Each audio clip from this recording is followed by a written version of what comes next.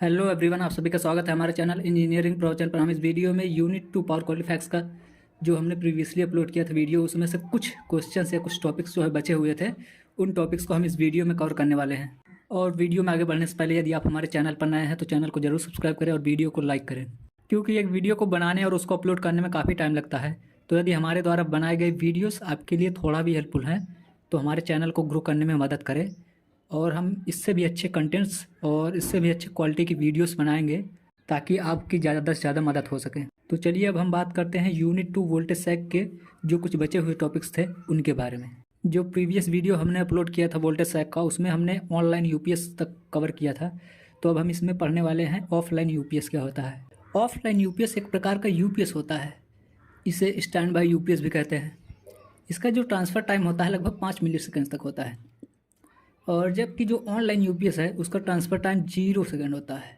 ये transfer time का मतलब है कि जब एसी सप्लाई जो है ऑफ हो जाता है या पावर आउटेज हो जाता है तो उस टाइम पे जो है ऑनलाइन यूपीएस का जो बैटरी बैकअप है वो तुरंत ही पावर सप्लाई करने लगता है लोड को विदिन 0 सेकंड्स में। जबकि ऑफलाइन यूपीएस के केस में जो स्विचिंग होती है या ट्रांसफ़र टाइम उसमें लगभग 5 मिली सेकंड लगता है। अब बात करते हैं ऑफलाइन यूपीएस के वर्किंग के बारे में। तो ऑफलाइन यूपीएस में 2 मोड्स ऑफ ऑपरेशन होते हैं। पहला है when AC main supply is on और दूसरा है when AC main supply is of. तो पहले बात करते हैं when AC main supply is on. जब एसी मेन सप्लाई जो है ऑन रहता है तब उस केस में जो लोड है वो एसी मेन सप्लाई से ही पावर लेता है। तो इसमें क्या होता है कि जो एसी सिग्नल है वो सर्ज सप्रेसर में जाता है, और सर्ज सप्रेसर से होते हुए वो फिल्टर में जाता है, और फिल्टर से होते हुए वो लोड तक पहुंचता है। तो जो यहाँ पर सर्ज सप्रेसर लगा हुआ होता है ये ट्रांजिएंट्स है, जो डिस्टर्बेंस होते हैं, वोल्टेज स्पाइक्स वगैरह होते हैं, उससे जो है लोड को प्रोटेक्ट करने में मदद करता है या उनको सर्ज सप्रेस कर देता है सर्जिस को। और फिर उसके बाद जो सर्ज सप्रेसर का जो आउटपुट है वो फिल्टर सर्किट में जाता है, और फिल्टर सर्किट बेसिकली जो डिजायर फ्रीक्वेंसी कंपोनेंट है करंट के उसी को अलाउ करता है अपने पास होने में। बाकी सभी को जो है अनवांटेड जो फ्रीक्वेंसी कंपोनेंट्स है उसको ब्लॉक कर देता है लोड तक पहुँचने में। फिर उसके बाद जो फिल्टर सर्किट का जो एसी आउटपुट है वो नॉर्मली ऑन स्टैटिक स्विच से पास होते हुए लोड को जाता है, और इस प्रकार से जो है लोड जो है एसी मेन सप्लाई से पावर जो है ड्रॉ करता है और ऑपरेट होता है। और इसके साथ साथ ही जो पावर है वो रेक्टिफायर में जाता है, और रेक्टिफायर जो है एसी सप्लाई को डीसी आउटपुट में कन्वर्ट कर देता है, और ये डीसी आउटपुट बैटरी बैंक जो लगा हुआ होता है उसको चार्ज करने का काम करता है। तो इस केस में जो है जब एसी सप्लाई ऑन रहता है तो इस केस में लोड जो है एसी मेन सप्लाई से पावर भी ड्रॉ करता रहता है और बैटरी बैंक जो है चार्ज भी होता रहता है। और ये जो ऑपरेशन है इसको आप क्लियरली देख सकते हैं इस फिगर में, ब्लॉक डायग्राम में। अब हम बात करते हैं ऑफलाइन यूपीएस के सेकेंड मोड ऑफ ऑपरेशन की, when AC main supply is of. जब एसी मेन सप्लाई ऑफ हो जाता है तो जो लोड और फिल्टर सर्किट के बीच में connected normally on static switch हुआ करता था प्रीवियस केस में जैसे हमने डिस्कस किया, तो तुरंत ही जो है ऑफ हो जाता है क्योंकि मेन सप्लाई इसमें ऑफ हो गया है। और मेन सप्लाई के ऑफ होते ही जो इन्वर्टर सर्किट है वो ऑन हो जाता है, और ये जो बैटरी से आउटपुट मिलता है उसको जो है ये इनपुट के रूप में लेता है। और हमें पता है कि जो इन्वर्टर सर्किट है ये डीसी को एसी में कन्वर्ट करता है, तो ये बेसिकली यहाँ पर डीसी को एसी में कन्वर्ट करता है।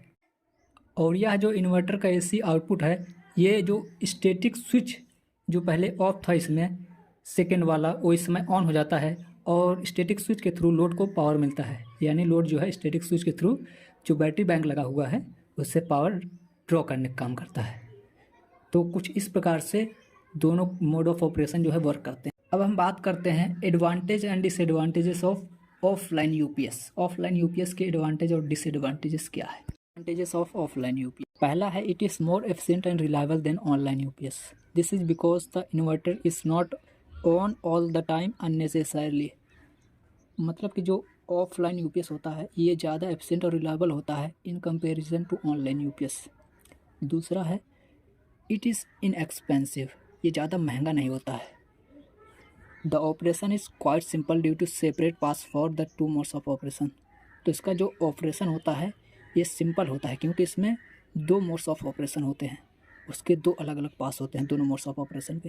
Due to non continuous operation large heat sinks are not required. तो इसमें जो नॉन कॉन्टीन्यूस ऑपरेशन होता है उसकी वजह से इसमें लार्ज हीट सिंक की ज़रूरत नहीं होती है। अब बात करते हैं disadvantages of offline UPS. It is not suitable for critical loads as here mains and loads are not electrically isolated from each other. और दूसरा है this is sometimes fails in case of power fluctuating conditions. तो जो offline UPS होता है इसको critical loads के लिए नहीं यूज किया जाता है, क्योंकि जो मेंस और लोड्स होता है ये एक दूसरे से इलेक्ट्रिकली आइसोलेटेड नहीं होते हैं, और कुछ केसेस में ऑफलाइन यूपीएस जो है पावर फ्लक्चुएटिंग कंडीशन में फेल भी कर जाता है। तो ये हैं इसके कुछ ड्रॉबैक्स। तो अब हम नेक्स्ट क्वेश्चन की तरफ बढ़ते हैं। अब हम बात करते हैं हाइब्रिड यूपीएस के बारे में। हाइब्रिड यूपीएस जो होता है इसमें ऑफलाइन और ऑनलाइन दोनों के फीचर्स मौजूद होते हैं। तो ये ऑनलाइन और ऑफलाइन दोनों के फीचर्स का कॉम्बिनेशन होता है हाइब्रिड यूपीएस। अगला प्रश्न है what are the series and shunt compensator, compare their role for power quality improvement. पहले बात करते हैं सीरीज कंपनसेशन की। Series compensation is the method of improving the system voltage by connecting a capacitor in series with the transmission line. तो series compensation जो method होता है इसमें सिस्टम वोल्टेज को इम्प्रूव करने के लिए कैपेसिटर को ट्रांसमिशन लाइन के साथ सीरीज में कनेक्ट किया जाता है। In other words, in series compensation reactive power is inserted in series with the transmission line for improving impedance of the system. तो दूसरे शब्दों में हम ये कह सकते हैं कि सीरीज कंपनसेशन में जो रिएक्टिव पावर है उसको ट्रांसमिशन लाइन के साथ सीरीज में इंसर्ट किया जाता है। ये ऐसा इम्पीडेंस का जो सिस्टम का इम्पीडेंस होता है उसको इम्प्रूव करने के लिए किया जाता है। तो सिस्टम के इम्पीडेंस को इम्प्रूव करने के लिए ट्रांसमिशन लाइन के साथ सीरीज में रिएक्टिव पावर को इंसर्ट किया जाता है सीरीज कंपनसेशन मेथड में। It improve the power transfer capability of the line. तो इसकी वजह से जो पावर ट्रांसफ़र कैपेबिलिटी होती है या सिस्टम की स्टेबिलिटी होती है वो इम्प्रूव हो जाती है। It is most used in extra and ultra high voltage line.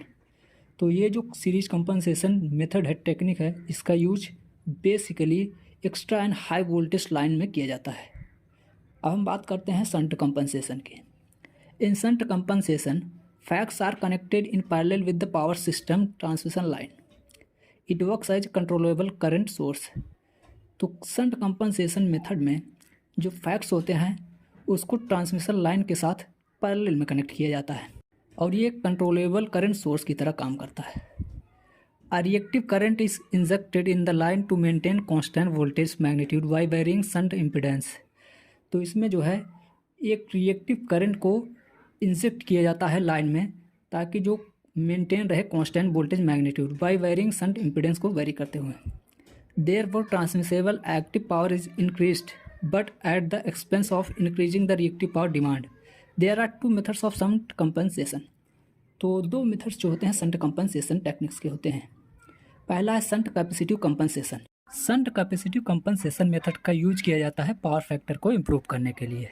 Whenever an inductive load is connected to the transmission line, power factor lags because of lagging load current। तो जब कभी भी हम इंडक्टिव लोड को transmission line से connect करते हैं तो जो लैगिंग लोड करंट होता है उसकी वजह से पावर फैक्टर लैग करने लगता है, और इस पावर फैक्टर लैगिंग को कंपनसेट करने के लिए शंट में कैपेसिटर को कनेक्ट किया जाता है। और ये कैपेसिटर क्या करता है, it draws current leading to the source voltage, और इस प्रकार से जो है नेट जो इम्प्रूवमेंट होता है पावर फैक्टर में। अब बात करते हैं शंट इंडक्टिव कंपनसेशन मेथड की।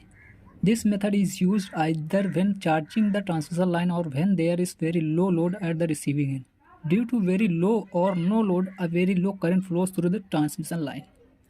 Shunt capacitance in the transmission line causes voltage amplification, that is Ferranti effect. The receiving end voltage may become double the sending end voltage, generally in case of very long transmission lines. To compensate it, shunt inductors are connected across the transmission line. तो shunt compensation method का use तब किया जाता है जब transmission line या तो charge हो रहा होता है या रिसीविंग एंड पे जो लोड है बहुत कम लगा होता है। ड्यू टू वेरी लो और no load a very low current flows through the transmission line. Very low load की वजह से या नो लोड की वजह से जो करंट है फ्लो करता रहता है ट्रांसमिशन लाइन में वो बहुत कम होता है। शंट कैपेसिटेंस जो होता है ट्रांसमिशन लाइन में वोल्टेज को एम्पलीफाई करने काम करता है और इसकी वजह से फेरेंटी इफेक्ट हमें देखने को मिलता है। तो इसमें क्या होता है कि जो रिसीविंग एंड वोल्टेज है वो सेंडिंग एंड वोल्टेज कंपेरिजन में डबल हो जाता है जब ट्रांसमिशन लाइन ज़्यादा लंबी हो तो उस केसेस में। तो इसको जो है कंपनसेट करने के लिए हम शंट इंडक्टर्स को ट्रांसमिशन लाइन के क्रॉस कनेक्ट करते हैं। अब हम अगले प्रश्न की ओर बढ़ते हैं discuss the working and uses of isolation transformer end voltage regulator. पहले हम बात करते हैं working and uses of isolation transformer की। आप कुछ इस प्रकार से आइसोलेशन ट्रांसफार्मर का जो फिगर है उसको ड्रा कर सकते हैं। अब बात करते हैं आइसोलेशन ट्रांसफार्मर की। Isolation transformers use to attenuate high frequency noise and transients as they attempt to pass from one side to other.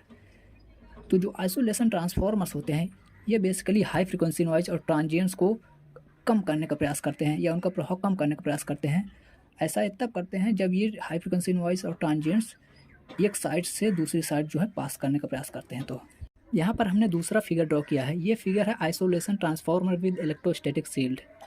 तो जब हम इलेक्ट्रोस्टैटिक शील्ड करते हैं आइसोलेशन ट्रांसफार्मर को तो उसके बाद देखते हैं क्या होता है। However some normal mode noise can still reach the load due to magnetic and capacitive coupling. लेकिन फिर भी ऐसा होता है कि जो कुछ नॉर्मल मोड नॉइज जो है वो लोड तक मैग्नेटिक और कैपेसिटिव कपलिंग की वजह से पहुंच जाता है। The chief characteristic of isolation transformers for electrically isolating the load from the system for transients is their leakage inductance. जो आइसोलेशन ट्रांसफार्मर होता है इसका जो मेन कैरेक्टरिस्टिक होता है यह है लीकेज इंडक्टेंस, जिसकी वजह से ये जो है इलेक्ट्रिकली आइसोलेट कर पाता है लोड को सिस्टम ट्रांजिएंट से। Therefore, high frequency noise and transients are kept away from reaching the load, and any load generated noise and transients are kept from reaching the rest of the power system. Power electronic switching की वजह से जो voltage notching की एक problem हमें देखने को मिलती है उसको आइसोलेशन ट्रांसफार्मर की मदद से लोड साइड ही लिमिट किया जा सकता है, यानी लोड साइड ही उसको रोका जा सकता है। Capacitor switching and lightening transients coming from the utility system can be attenuated, thereby preventing nuisance tripping of adjustable speed drives and other equipments. जो कैपेसिटर स्विचिंग और लाइटनिंग ट्रांजिएंट्स जो यूटिलिटी सिस्टम से होते हुए आते हैं उनको इसकी मदद से जो है कम किया जा सकता है, और इस प्रकार से जो है जो नुकसान ट्रिपिंग होती है एडजस्टेबल स्पीड ड्राइव्स की और अदर इक्विपमेंट्स की उसको रोका जा सकता है इसकी मदद से। और हम यदि इसको समराइज करें तो आइसोलेशन ट्रांसफार्मर जो होता है ये बेसिकली जो भी ट्रांजिएंट्स या डिस्टर्बेंसेस होते हैं पावर सिस्टम में उसको लोड्स तक नहीं पहुंचने देता, यानी जो पावर सिस्टम है और लोड्स को डिस्कनेक्ट करने का काम करता है। और सपोज यदि लोड जो है कोई ट्रांजिएंट्स या डिस्टर्बेंसेस प्रोड्यूस कर रहा है तो उसको लोड साइड ही लिमिट करने का काम करता है। लोड साइड ही उस ट्रांजिएंट्स या डिस्टर्बेंसेस को रोकने का प्रयास करता है और उसको रेस्ट ऑफ द सिस्टम में पहुँचने नहीं देता है। तो कुछ इस प्रकार से आइसोलेशन ट्रांसफार्मर जो है सिस्टम में यूज किया जाता है। अब बात करते हैं यूजेस ऑफ आइसोलेशन ट्रांसफार्मर की। आइसोलेशन ट्रांसफार्मर्स को पल्स सर्किट में आइसोलेशन पर्पस से यूज किया जाता है, और दूसरा यूज है आइसोलेशन ट्रांसफार्मर्स को मेडिकल इक्विपमेंट्स में भी इलेक्ट्रिकल आइसोलेशन के लिए यूज किया जाता है, और आइसोलेशन ट्रांसफार्मर्स को इलेक्ट्रॉनिक टेस्टिंग और सर्विसिंग में भी सेफ्टी पर्पस से किया जाता है। अब हम बात करने वाले हैं वोल्टेज रेगुलेटर की और उसके यूजेस की। अब voltage regulator is use to regulate voltage levels.